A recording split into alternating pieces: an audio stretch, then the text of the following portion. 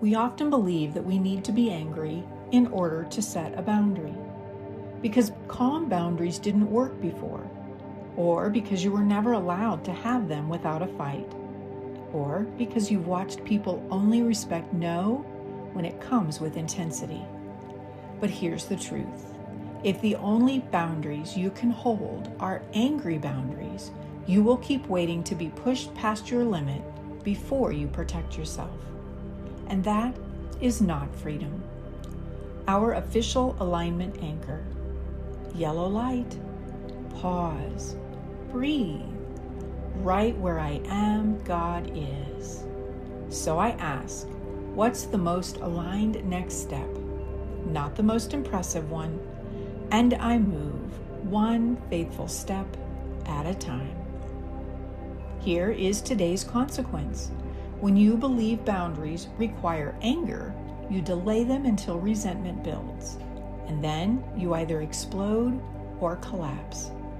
You don't set the boundary early, you set it late. And then you call the explosion, finally standing up for myself. But anger is not the requirement. Clarity is. Because boundaries are not punishments, boundaries are agreements with truth. In this conversation, there are two familiar characters. Character A is the volcano. The volcano is kind, until they're not. They swallow discomfort, tolerate too much, and then erupt. And the volcano looks something like saying yes while secretly building resentment, hoping people will just know your limits, avoiding the boundary conversation until you're at the very edge, then setting a boundary with heat, blame, or a history lesson, and feeling guilty afterwards, so taking it back. Character B is the boundary steward. The boundary steward doesn't wait for rage. They set clean boundaries early, so love can stay clean. The boundary steward looks like saying no without cruelty, setting limits without needing a courtroom case, staying consistent even when people react, allowing others to feel disappointed without rescuing them, and letting clarity do the work that anger used to do. And listen, beloved, the volcano is not a bad person. The volcano is an overgiver who ran out of room. But we can learn a better way. Here is how boundary avoidance hides in plain sight. It can look like dropping hints instead of speaking clearly, saying it's okay when it's not okay, waiting for the perfect moment that never comes, over-explaining because you fear being misunderstood, saying yes and then canceling later because you couldn't hold the no up front, setting boundaries only when you're furious, thinking if they loved me they'd know while refusing to say it out loud. And here is our yellow light check-in. Do I need anger or do I need clarity? And here is the truth that steadies everything. Boundaries are not walls. Boundaries are doors. They tell people how to enter with respect. They tell your life what is available and what is not. And if God is love, love does not require self-abandonment. Love includes truth. Love includes limits. You see, green light is not they like it. Green light is this is honest. And red light is not I'm mean. Red light is this is not available. And yellow is our holy hinge, because yellow is where you pause long enough to choose a clean, kind, clear sentence instead of waiting for rage. I know what it is to delay boundaries until my body demands them, to hold it in, to be nice, to keep the peace, and then suddenly feel like I can't breathe. And I learned the goal is not to be calm because you're numb. The goal is to be calm because you are clear. Clarity doesn't require cruelty. It requires courage. The boundary is like a fence with a gate. A gate is not hostile. A gate is helpful. The gate says, this is how you come in. This is what works here. This is what doesn't. But if you don't build the gate, you'll end up guarding the property with your nervous system. Angry boundaries are often the nervous system doing security work that it was never meant to do. Yellow light is where we install the gate. The pivot protocol. Pause, assess, and decide. Here is how to practice clean boundaries today.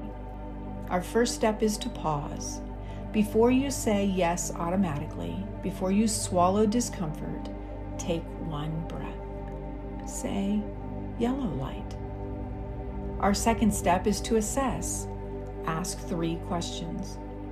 What is the limit I need to honor? What am I afraid will happen if I say it plainly? And what is one clean sentence that tells the truth without heat? And if you like the alignment chain, use this. Premise, what am I believing? Vision, what do I really want?